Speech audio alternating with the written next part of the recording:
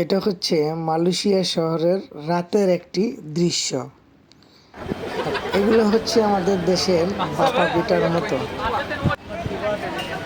এগুলা হচ্ছে sea food করার জন্য সামুদ্রিক মাছ।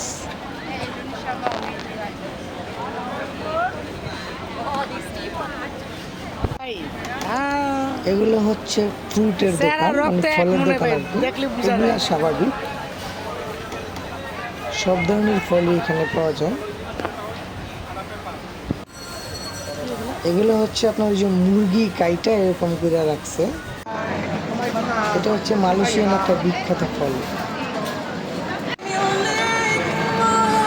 এগুলো হচ্ছে ফ্রুট আর কি, এগুলো হচ্ছে পিঠা।